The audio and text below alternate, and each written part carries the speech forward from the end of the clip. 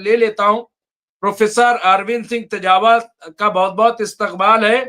आप जो है सीनियर पॉलिटिकल एनालिस्ट हैं और विदेशी मामलों के खास तौर से मशरिक़ उस्ता मिडिल ईस्ट जो हम कहते हैं उसके आप माहिर हैं और बहुत ही आपने कई बार एमएमसी न्यूज चैनल पे सुना है। इसके अलावा वो नेशनल और इंटरनेशनल चैनलों पर भी अपनी बात को कहते हैं और बहुत ही साफगोई से, बहुत ही जो हिंदुस्तान की हमारी खारजा पॉलिसी है उसको सामने रख करके गुफ्तगू करते हैं। और यही हमारा मकसद है कि हम जो भी बात करें सामने हमारा जो हिंदुस्तान का, हमारे मुल्क का जो के खारजा पॉलिसी है, विदेश नीति है, उसको सामने रखें। तो बहरहाल बहुत बहुत इस्तकबाल है प्रोफेसर तेजावत आपका। पहली नजर में कैसे देख रहे हैं प्रोफेसर तेजावत? ऐसा लग रहा है कि दोनों मुल्क आमने सामने हो गए, बल्कि ये कहा जा रहा है कि साहब अमेरिका जो है अब इस बार फुल एंड फाइनल करने के लिए आया है। ईरान तो पहले ही से तैयार ही है, ईरान तो जानता ही है कि पीछे लगे हुए हैं अब्राहम लिंकन का यहां तक पहुंचना, लेकिन अब वो बैक भी हुआ है धमकी के बाद। प्रोफेसर तेजावत कैसे देख रहे हैं सूरत हाल को? बहुत सारे मुमताज साहब जो एक्सपर्ट्स हैं वो ये कह रहे हैं कि शायद लड़ाई ना हो, पर मुझे ऐसा अंदेशा है, पर इसे व्यक्तिगत विश्लेषण ही समझा जाए। मुझे ऐसा लगता है कि शायद अमेरिका ये मौका ना छोड़े ईरान पे अटैक करने का। इसका कारण ये है कि अभी जो पूरी ही दुनिया की जो हालात है वो ऐसे नहीं है कि वो अमेरिका के खिलाफ खड़े हो। खासकर चीन और रूस जो है वो दोनों ही जुबानी जमा खर्ची तो कर लेंगे, पर अगर लड़ाई होने पे वो दोनों ही इस लड़ाई में नहीं आएंगे, ये भी तय हो गया है। और दुनिया का शायद ही कोई ऐसा मुल्क हो जो कि अमेरिका के खिलाफ जाएगा। ये बात दिगर है कि जो ईरान के जो हमसाया मुल्क हैं उन्होंने अमेरिका को वो प्लेटफॉर्म जरूर देने से मना कर दिया है जहां से वो ईरान में एंटर कर सकते हैं। दो चीजें हो सकती है, या तो अमेरिका खाली बम्बार्डमेंट करके अपना थोड़ा सा वो दादागिरी बता के वो वहां से चला जाए, या दूसरा ये भी हो सकता है कि वो अपने सोल्जर्स को ईरान में उतारे। पर अगर ऐसा होता है तो वो एयरलिफ्ट ही कर पाएगा, पर यह अमेरिका के लिए बर्बाद करने वाला कदम होगा खुद उसके लिए, क्योंकि जहां जहां उसने अपने जो सोल्जर्स के जहां जहां उन्होंने जो वहां पे उतारे हैं वहां वहां उसे मुंह की खानी पड़ी है। इराक से लेकर अफगानिस्तान तक और वियतनाम से लेकर तमाम देशों तक यह जीता जागता उदाहरण है कि अमेरिका ने जहां जहां ये गलती की है वहां वहां उसे मुंह की खानी पड़ी है। दूसरी बात यह है कि ईरान के जो सपोर्टर्स हैं वो खाली ईरान तक ही नहीं है, वो पूरे ही वेस्ट एशिया तक फैले हुए हैं। वो यमन में है, वो इराक में है, वो सऊदी अरेबिया में भी है, हर जगह है। और मुझे नहीं लगता कि अमेरिका है इन सारे ही पूरे ही वेस्ट एशिया में उनसे मुकाबला करने की स्थिति में है। और अगर ऐसा होता है तो वहां के बाकी मुल्कों के जितने भी जो वहां के जो लीडरान है या वहां के जो खासकर जो अमीर वगैरह है उनके पांव उखड़ने शुरू हो जाएंगे। और उसके बाद में अगर वहां से उनके जो उनके पपेट है उनके पांव उखड़ना शुरू होंगे तो यह भी जाहिर है कि अमेरिका का जो साम्राज्य है वह भी सिमटना शुरू हो जाएगा। तो देखते हैं कि अमेरिका कितना खतरा मोल लेना चाहता है या क्या करना चाहता है, यह वक्त ही बताएगा। मुमताज साहब। बिल्कुल, ये वक्त बताएगा प्रोफेसर तेजावत। ये आप सही कह रहे हैं कि मौका नहीं छोड़ेगा, लेकिन क्या आपको लगता है कि जिस तरह से हिजबुल्लाह से भी समझौता ही करना पड़ा, वहां पर पूरी कोशिश की कि यमन में जो अंसारुल्लाह लाहौती हैं उनको शिकस्त दी जाए रेड सी में, लेकिन आप देखिए कि तकरीबन 2.25 साल तक लगातार जो है वो अंसारुल्लाह लाहौती को पूरी ताकत अमेरिका ने झोंकी, बेड़े भेजे, सब कुछ किया, लेकिन आखिर में समझौता करना पड़ा। फिर इसके बाद प्रोफेसर तेजावत, क्या आपको नहीं लग रहा है कि जब एक हमास जैसी टुकड़ी, हम उसको कह सकते हैं या जो भी आप नाम ले लीजिए, उसको आज तक शिकस्त हराया नहीं जा सका, ये आप समझ लीजिए। मार दिए लोगों को, लेकिन डिसआर्म नहीं किया है, घुटने नहीं टिका सके ये, तो आपको क्या लगता है कि ईरान को ये जाएंगे और वहां पे वो हमला करके और उसे खत्म कर देंगे और सरेंडर करवा देंगे, तख्ता पलट करा देंगे?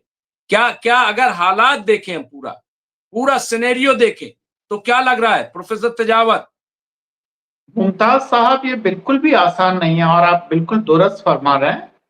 पर एक चीज यह भी है कि अगर अमेरिका के जो खासकर फॉरेन पॉलिसी मेकर्स हैं, उनके बीच में ये राय आम है और लगभग वो ये कह रहे हैं कि अगर ईरान को इस समय अगर नहीं झुका सके वो, तो फिर दुनिया में वो आगे कभी नहीं झुका पाएंगे। इसका कारण है कि बहुत जल्दी वो ईरान जो मिसाइल तकनीक में भी और वह परमाणु टेक्नोलॉजी भी उसके पास आ जाएगी, और उसके बाद में वही हाल हो जाएगा जो नॉर्थ कोरिया के बारे में अमेरिका कभी कुछ नहीं बोलता है। वो हमेशा चुप ही रहता है, क्योंकि उसे पता है कि अगर नॉर्थ कोरिया के खिलाफ कुछ किया गया तो वह परमाणु हमले में तब्दील हो सकता है। नॉर्थ कोरिया की जो मिसाइलें हैं वो अमेरिका को निशाना बना सकती है। तो उतनी ही मजबूत हालत में ईरान भी आ जाएगा। उसके बाद में अमेरिका के जो बुरे सपने हैं और जो दरिंदगी करने का जो उसका आगे का प्लान है वो बिल्कुल ही खत्म हो जाएगा। यह अमेरिका अच्छी तरीके से जानता है। इसलिए अगर कोई सही ढंग का मौका उसे, जो वहां के पॉलिसी मेकर समझते हैं, तो उसको यही वक्त लग रहा है। तो दो चीजें हो सकती है कि या तो वो ईरान पे सीधा हमला करे, पर यह भी इतना आसान नहीं है। वो ऐसा वेनेजुएला जैसा मामला तो है नहीं कि खामनेई साहब को वो उठा के ले जाएंगे। इतनी तो अमेरिका में हिम्मत है नहीं, न ऐसा कभी पॉसिबल भी है। तो ऐसे में वो खामनेई साहब को अगर हटा देते हैं तो हो सकता है कि उनको ये परमिशन मिल जाए कि आप आइए और हमारे जो परमाणु ठिकाने हैं वो बंद कर देते हैं, और उसके बाद में पूरा खेल ही बदल जाएगा। उसके बाद में पूरा का पूरा जो वेस्ट एशिया है वो अमेरिका के चंगुल में फंस जाएगा, और फिर अमेरिका के जो इंपीरियल या जो साम्राज्यवादी जो उसके पंजे हैं वो फिर धीरे धीरे पूरी दुनिया में फैलने लगेंगे। तो खतरे दोनों है। खतरा मतलब पूरी तरीके से खत्म नहीं हुआ है, पर दोनों ही चीजों के कॉन्सिक्वेंसेस हैं, और दोनों ही चीजों के हैं जो अमेरिकन अच्छी तरीके से जान रहे हैं। मुमताज साहब, ये देखिए बिल्कुल तजिया निगार जो एक्सपर्ट हैं वो यही बात कर रहे हैं। हमारे साथ जुड़ गए हैं फिरोज बख्त अहमद साहब, मैं उनका इस्तकबाल करता हूँ, खैर मकदम करता हूँ। सीनियर पॉलिटिकल एनालिस्ट हैं फिरोज बख्त अहमद साहब। इसके साथ साथ मौलाना आजाद उर्दू यूनिवर्सिटी के आप चांसलर रहे हैं और मिडिल ईस्ट पे बड़ी गहरी नजर रखते हैं, कॉलम निगार हैं हिंदी, उर्दू, अंग्रेजी में तो हम जानते हैं कि वो मुसलसल छपते हैं, लेकिन और भी जबानों में हमें पूरा यकीन है दुनिया की मुख्तलिफ जबानों में आपके आर्टिकल जरूर तर्जुमा किए जाते होंगे। मैं उनका इस्तकबाल करता हूँ। फिरोज बख्त साहब, तेजावत साहब का कहना है कि अमेरिका पूरी कोशिश करेगा कि इस बार अटैक करे, लेकिन हालात ऐसे लग रहे हैं, क्योंकि देखिए इसमें जो मैं देख पा रहा हूँ हालात ऐसे हैं कि कहीं ना कहीं अमेरिका को अब ये एहसास हो गया है कि किसी तरीके से बच के निकल जाया जाए, क्योंकि तमाम जो एक्सपर्ट हैं उन्होंने ये बात कह दी है कि वॉर जो है इस बार जो होगी वो 2-4 दिन की नहीं होगी, फिर लंबी खींचेगी, और लंबी जितनी बार देखिए थकाएगा। मैं फिर आपको बता रहा हूं, जैसे इजराइल को थकाया वैसे ही अमेरिका को भी थकाएगा। अमेरिका ऐसा नहीं है कि 2-4 यहाँ पे मिसाइल और वो उससे हवाई हमले करके और भाग के चला जाएगा, नहीं। फिर उसके बाद जब ईरान शुरू करेगा तो ईरान के पास जो चीजें हैं वो सब जान रहे हैं। तो फिरोज बख्त साहब, क्या आपको लग रहा है कि क्या क्या हो सकता है अगर अमेरिका वाकई कूद पड़ेगा? तो क्या आपको लग रहा है कि ऐसा मुमकिन है जो जो हालात हैं?